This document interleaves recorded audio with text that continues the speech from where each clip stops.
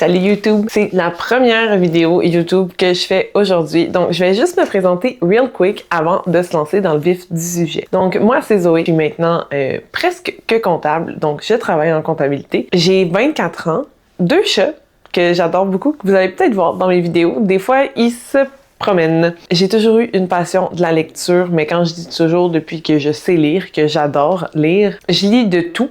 Je lis du fantastique, de la romance, de la romantaisie, des thrillers policiers, mais aussi des thrillers psychologiques, du sci-fi un petit peu. Vous avez comme un peu derrière moi tout ce que je peux lire.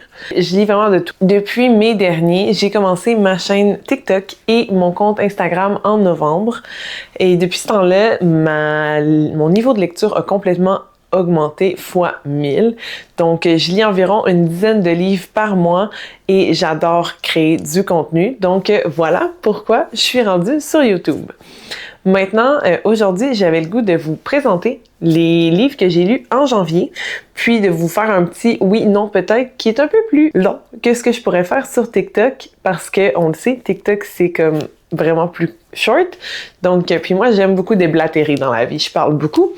D'où mon entrée sur YouTube. Let me know qu'est-ce que vous en pensez en commentaire. Donc, pour l'instant, je filme cette vidéo en date du 26 janvier. Pour l'instant, j'ai lu 9 livres en janvier. Je suis en train de lire mon 10e, puis je suis aussi en train de lire un manuscrit pour les éditions Luxe et Nox, que j'adore vraiment ces éditions-là. Tout ce que je lis d'eux présentement, c'est un coup de cœur. C'est un coup de cœur. Je suis membre de leur comité de lecture et je suis en train de lire un de leurs manuscrits que je ne peux pas vous divulguer d'informations dessus, mais je peux vous dire que pour l'instant, je l'aime quand même beaucoup. Donc, c'est ce que j'ai lu en janvier pour le moment. Donc, pour l'instant, commençons par le début. J'ai lu Noël sanglant de Sylvain Johnson. Donc, c'est le 2e tome dans la saga Noël sanglant. Celui-là, c'est Julupuki, la nuit des offrandes. Je l'ai énormément aimé, donc c'est un oui. Si vous aimez tout ce qui est gore, puis tout ce qui est horreur, mais dans le temps des fêtes. Donc c'est vraiment super intéressant. De toute façon, moi je vous dirais que tout ce qui est Sylvain Johnson, c'est un gros oui. Par la suite, j'ai lu Le Royaume lointain de Daphné Bédard, publié chez Pratico Éditions. J'ai adoré le premier tome qui s'intitule Le Tirage Royal. Il est sorti l'année dernière. Puis j'avais extrêmement hâte de lire Le Royaume lointain. Je l'ai acheté au Salon du Livre de Montréal. Je l'ai dévoré. C'est une petite brique de 450 pages. C'est wow! On est dans une dystopie. Donc, si vous aimez les dystopies, c'est un gros oui. Puis en plus, c'est une dystopie québécoise. Donc, dystopie québécoise qui mélange un peu la royauté. Si c'est des thèmes qui vous parlent, c'est un gros giga coup de cœur pour moi, donc un oui. Par la suite, j'ai lu le tome 2 d'Horaceur, Horaceur Intuition. C'est une quadrilogie. Cette série-là, présentement, le tome 1 et 2 est sorti. C'est un gros oui. Je pourrais pas vous dire assez oui. Parce que ça, c'est un coup de cœur pour moi depuis la première ligne du tome 1. Paul Blanchette, wow! Donc, je vous le recommande, oui, fois 1 milliard de %. Si vous ne connaissez pas, allez courir l'acheter. C'est publié aux éditions Luxe et Nox. Puis ça, c'est mon dernier livre papier que j'ai lu. C'est Mon bonheur sans toi de Vicky Poulain, publié aux éditions Kéros. Si vous aimez la Green Romance, c'est ce que les éditions Kéros proposent. Vous allez vraiment adorer. Oui, c'est doux. C'est une super belle romance originale où est-ce qu'on est dans la monoparentalité, la précarité financière. Il y a rien que vous allez voir ailleurs dans un autre roman de ce genre. Donc, pour son originalité, je vous dirais un gros oui. Par la suite, j'ai lu, je vais vous mettre les photos ici, j'ai lu Les secrets de la femme de ménage, donc le tome 2 de la saga de la femme de ménage de Frida McFadden. J'ai adoré. C'est un gros oui si vous aimez les thrillers psychologiques. C'est un thriller psychologique où est-ce que chaque phrase est super bien pensée pour vous faire croire que vous connaissez la suite, mais vous avez tort. C'est vraiment intéressant. J'avais adoré le tome 1, j'ai adoré le tome 2, puis dans la même ordre d'idées, j'ai lu également le tome 3, donc La femme de ménage voit tout, aussi de Frida McFadden. Encore une fois, oui, si vous aimez les thrillers psychologiques, vous allez le dévorer. Ça se lit super rapidement. Moi, je les ai lus en livre audio sur Spotify Premium, mais il les a en numérique aussi, puis vous pouvez certainement les acheter en librairie. C'est pas un problème. J'ai vraiment, vraiment apprécié ma lecture. Donc, ça aussi, c'est un gros oui. Je vous dirais que c'est un gros oui pour toute la saga de la femme de ménage. Par la suite, j'ai également lu Lake Stone de Sarah Rivens. Ça, c'est un peut-être qui tire sur le non pour moi. Je vous explique. C'est un peut-être parce que je sais que c'est une giga dark romance sur le BookTok, sur BookTube, sur Booksta. Mais moi, j'ai pas particulièrement aimé. J'ai apprécié ma lecture. Détrompez-vous, c'est une brique de 600 pages que j'ai lue en 2 jours. Donc, j'ai quand même apprécié ma lecture. Cependant, j'ai trouvé que le personnage féminin était très creux.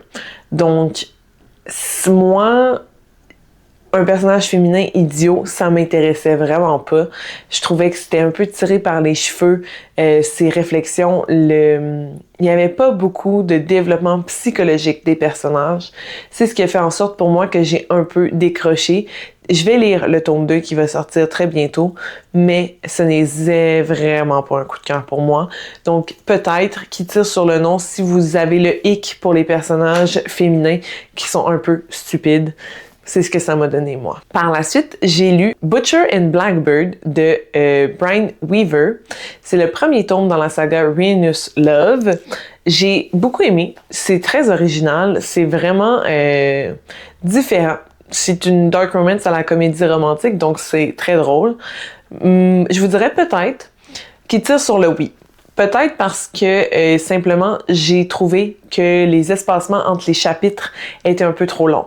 Il y a des chapitres qui sont séparés de plus de quelques semaines, voire quelques mois. Donc, moi, j'aurais aimé en prendre plus dans ce roman-là.